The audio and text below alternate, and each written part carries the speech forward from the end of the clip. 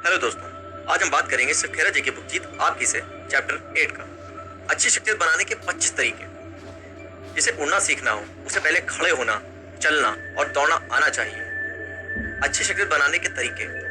पहला कदम, जिम्मेदारी स्वीकार करना। जिम्मेदारियां उस व्यक्ति की तरफ खींची चली आती हैं जो उन्हें कंधे पर उठा सकता है। जब लोग अतिरिक्त जिम्मेदारी को स्वीकार करते हैं तो दरअसल वे अपनी उन्नति का दरवाजा खोल रहे होते हैं। जवाबदेही को स्वीकार करना ही जिम्मेदार व्यवहार है और या उसकी समझदारी और परिपक्वता को दिखाता है। जिम्मेदारी कबूल करने की भावना हमारे नजरिए और उस माहौल की छवि होती है जिसमें हम काम करते हैं। ज्यादातर लोग कुछ अच्छा होने पर तुरंत श्रेय ले लेते हैं, मगर बहुत कम लोग ऐसे होते हैं जो गलती होने पर भी अपनी जिम्मेदारी स्वीकार करते हैं। अगर एक व्यक्ति जिम्मेदारी को स्वीकार नहीं करता तो उनसे उसे छुटकारा नहीं मिलता। इसलिए आपका मकसद जिम्मेदार व्यवहार का विकसित करना होना चाहिए। इल्जाम लगाने का खेल बंद करें। Stop the blaming game. यह कहना छोड़ दें कि हर कोई ऐसा करता है, ऐसा तो कोई नहीं करता, सारा दोष तुम्हारा है। जो लोग खुद जिम्मेदारी नहीं उठाते वे लोग माँ बाप, गुरु, वंश, ऊपर वाला, भाग्य या ग्रह नक्षत्रों को दोष देते हैं। जिम्मेदार व्यवहार का विकास बचपन से ही किया जाना चाहिए, लेकिन अगर किसी में एक हद तक आज्ञा पालन की भावना ना हो तो उसे इस तरह का व्यवहार करना नहीं सिखाया जा सकता। जॉनी बोला, मम्मी, जिम्मी ने खिड़की का शीशा तोड़ दिया। माँ ने पूछा, उसने ऐसा कैसे किया? जॉनी ने उत्तर दिया, जब मैंने उस पर पत्थर फेंका तो वह झुक गया। तो लोग बिना जिम्मेदारी स्वीकार किए अपने अधिकारों का प्रयोग करते हैं। वे अक्सर अपने अधिकारों को भी खो बैठते हैं। जिम्मेदारी के दायरे में सोच विचार कर काम करना भी शामिल है। जिम्मेदारियों से मुंह मोड़ना छोटेपन का नतीजा है। जरा सोच कर देखिए, तंग दिमाग वाले लोग जरूरी कामों को करने के बजाय जिम्मेदारियां औरों के कंधों पर टालने की कोशिश में लगे रहते हैं। सामाजिक जिम्मेदारी। पुरानी भारतीय मान्यता हमें यह सिखाती है कि हमारी पहली जिम्मेदारी समाज के प्रति है, दूसरी परिवार के प्रति है, तीसरी खुद के प्रति है। उस समाज का पतन होने लगता है जिसमें इसका क्रम उल्टा होता है। सामाजिक जिम्मेदारी हर नागरिक की नैतिक जिम्मेदारी भी होनी चाहिए। जिम्मेदारी और आजादी हाथ में हाथ डालकर चलती है। एक अच्छे नागरिक की यह पहचान है कि वह अपना बोझ खुद उठाने को तैयार रहे। महानता की कीमत जिम्मेदारी है। विंस्टन चर्चिल कहा करते थे, समाजों की बर्बादी चोर उचक्कों की करतूतों से उतनी नहीं होती जितनी कि अच्छे लोगों की निकम्मेपन से होती है। कैसा विरोधाभास है! अगर अच्छे लोग निकम्मे बनकर बर्बादी सहते हैं तो वे अच्छे कैसे हो सकते हैं? सवाल यह है कि क्या वे अपनी सामाजिक जिम्मेदारियां निभा रहे हैं? बुराई के जड़ जमाने के लिए इतना काफी है कि अच्छे लोग कुछ ना करें और बुराई जड़ पकड़ लेगी। दूसरा कदम, औरों की परवाह। एक दिन एक 10 साल का बच्चा एक आइसक्रीम की दुकान पर गया और टेबल पर बैठकर एक महिला वेटर से पूछा, एक कोन आइसक्रीम कितने की है? उसने कहा, 75 सेंट की। बच्चा हाथ में पकड़े सिक्के को गिनने लगा। फिर उसने पूछा कि छोटी कप वाली आइसक्रीम कितने की है? वेटर ने बेसब्री से कहा, 65 सेंट की। लड़का बोला, मुझे छोटा कप ही दे दो।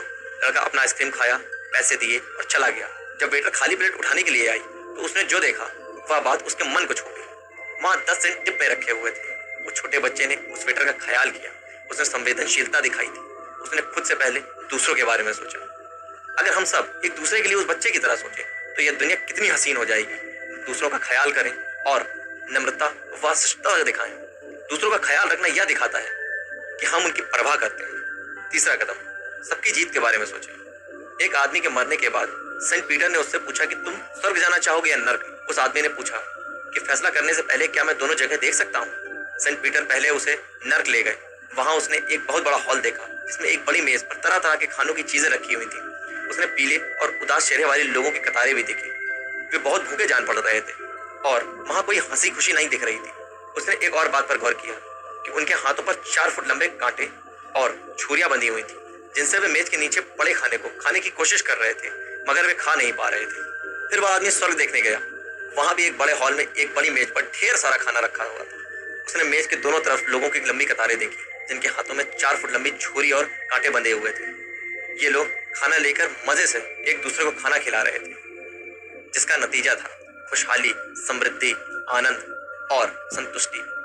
वे लोग सिर्फ अपने बारे में ही नहीं सोच रहे थे बल्कि सबकी जीत के बारे में सोच रहे थे। यही बात हमारे जीवन पर भी लागू होती है। जब हम अपने ग्राहकों, अपने परिवार, अपने मालिक और कर्मचारियों की सेवा करते हैं तो हमें जीत खुद ब खुद मिल जाती है। चौथा कदम, अपने शब्दों को सावधानी से चुनें। जो मन आए वही बोलने से आदमी को बाद में वही सुनना पड़ता है जो उसे पसंद नहीं होता।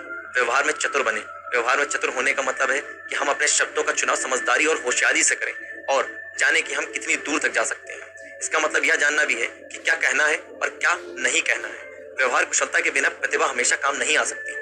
शब्दों से हमारा नजरिया झलकता है। शब्द हमारी भावनाओं को चोट पहुंचा सकते हैं और हमारे रिश्ते को तोड़ सकते हैं। लोगों को इतनी चोट तो कुदरत की मचाई तबाही से भी नहीं पहुंचती जितनी कि गाली गलौज का कठोर शब्दों से पहुंचती है। सोच के बोलें, ना कि बोल के सोचें। समझदारी और बेवकूफी में फर्क होता है। जरूरत से ज्यादा बोलने का मतलब यह नहीं होता कि आप बातचीत में कुशल हैं। बोलिए कम, कहिए ज्यादा। टॉक लेस, से मोर। एक बेवकूफ बिना सोचे समझे बोलता था, एक बुद्धिमान सोच समझ कर कहता था। कड़वाहट भरे शब्द भरपाई ना किया जाने वाला नुकसान पहुंचा सकते हैं। कई बार देखा गया है कि माँ बाप द्वारा बच्चों से की जाने वाली बातचीत का ढंग उनके भविष्य को शक्ल देता है। एक किसान ने अपने पड़ोसी की निंदा की। अपनी गलती का एहसास होने पर वह पादरी के पास क्षमा मांगने गया। पादरी ने उससे कहा कि वह पंखों से भरा एक थैला शहर के बीचों बीच बिखेर दे। किसान ने वही किया। फिर पादरी ने कहा कि जाओ और सभी पंख थैले में भर लाओ।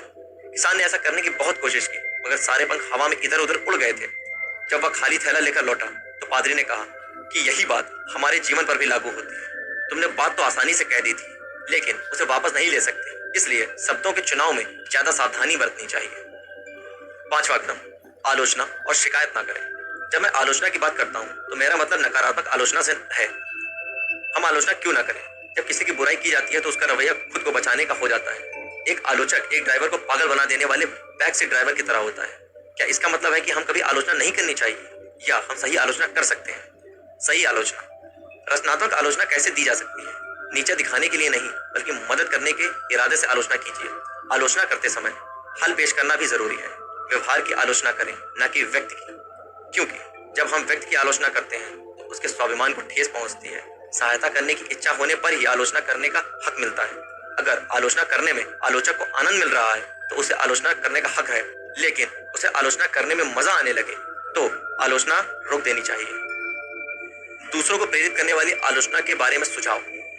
कोच बने, सहायता करने की भावना से आलोचना करें। कोच अपने खिलाड़ियों की आलोचना उनके खेल को सुधारने के लिए करता है।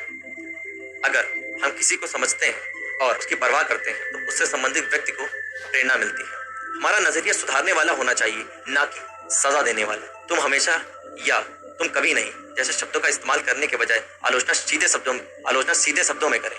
घुमा फिरा कर बात करना तकलीफ देता है। पहले असलियत को जाने। बिना सोचे समझे हमें अपनी राय रखने का हक तो है, लेकिन गलत तथ्यों के आधार पर राय बनाने का हक नहीं है। आलोचना करने में जल्दबाजी ना दिखाएं, शांत और दृढ़ रहें। आलोचना समझाने के लिए करें, ना कि डराने धमकाने के लिए। तीखा स्वभाव ना अपनाएं, क्योंकि यह नाराजगी का निर्माण करता है। आलोचना सही तरीके से की जाए तो इसे बार बार दोहराने की जरूरत कम ही पड़ती है। आलोचना हमेशा अकेले में करें, सबके सामने नहीं। ऐसा क्यों? क्योंकि ऐसा करने से मित्रता की भावना बनी रहती है, जबकि दूसरों के सामने आलोचना करना अपमानजनक लग सकता है। दूसरे इंसान को अपनी सफाई पेश करने का मौका दें, उसे गलतियां सुधारने का फायदा बताएं और गलतियां ना सुधारने के नुकसान भी बताएं। किसी को उसके दोष बताने के बजाय सुधारने वाले सुझाव देने के लिए कहें। काम पर उंगली उठाएं, इरादे पर नहीं। अगर इरादे पर ही संदेह हो तो संबंध तोड़ देना ही बेहतर होगा। काम की आलोचना करें, न कि काम करने वाले की। आलोचना करते समय निजी नाराजगी जाहिर ना करें। आलोचना दायरे में ही सीमित रखें, इसे जरूरत से ज्यादा ना करें। आलोचना दवा देने की तरह है। दवा सही मात्रा में देना या लेना ही ठीक है।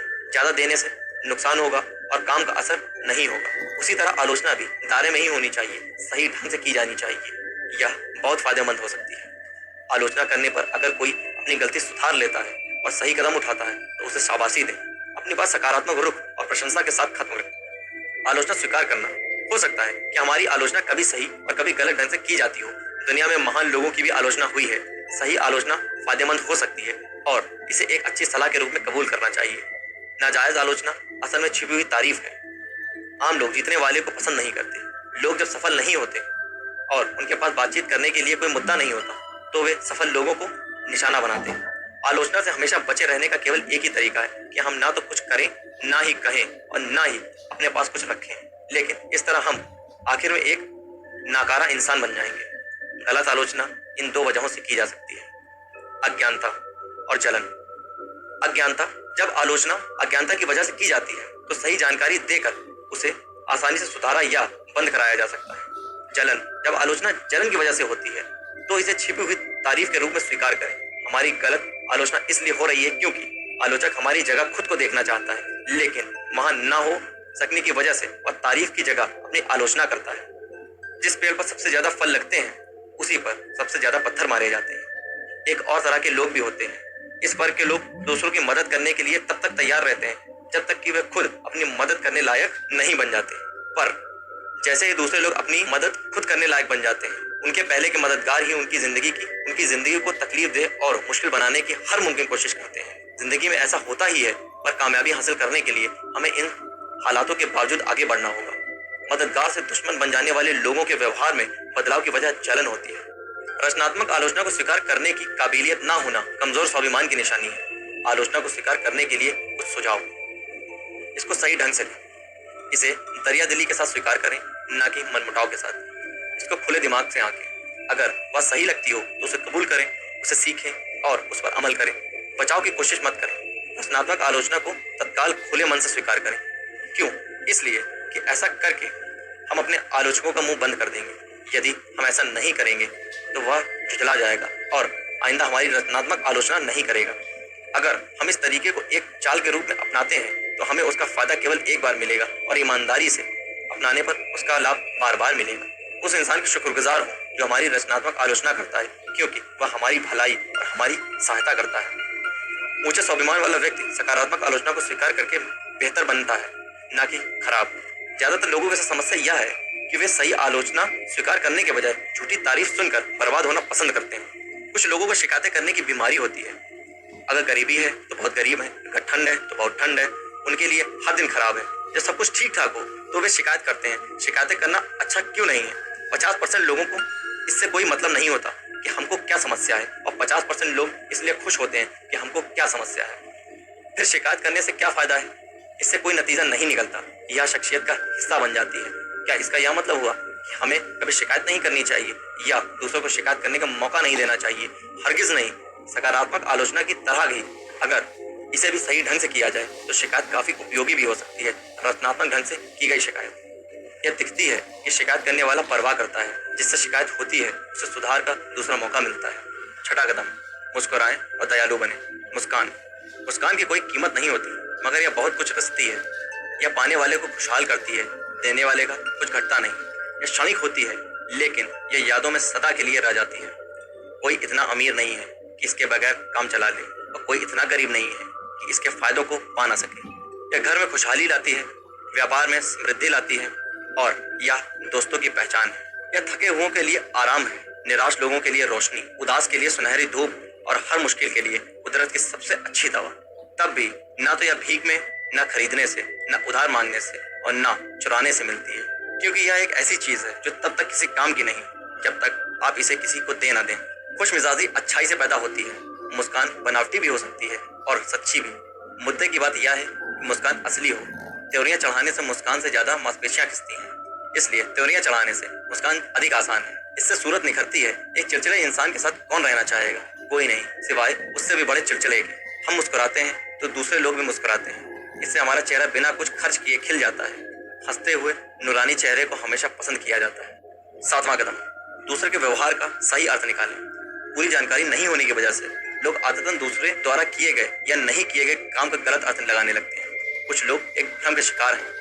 वे समझते हैं कि दुनिया उनके खिलाफ है और पीछे पड़ी हुई है, मगर ऐसा नहीं है। सोच सकारात्मक होने से हमें शख्सियत को आकर्षक बनाने का अच्छा मौका मिलता है, जिसमें हमारे रिश्ते बेहतर बनते हैं। मिसाल के तौर पर ऐसा कितनी बार होता है कि हम फोन करते हैं, लेकिन दूसरी तरफ से 2 दिन तक कोई जवाब नहीं आता। जब पहली बात हमारे मन में यह आती है कि उन्होंने जवाब देने की जहमत नहीं उठाई, या उन्होंने मेरी परवाह नहीं की, यह नकारात्मक सोच है। हो सकता है उन्होंने कोशिश की हो मगर हमारा नंबर ना मिला हो, उन्होंने कोई संदेश छोड़ा हो जो हमें ना मिला हो, उन्हें कोई मुश्किल आ गई हो, उन्हें हमारा संदेश मिला ही ना हो, और भी बहुत कारण हो सकते हैं।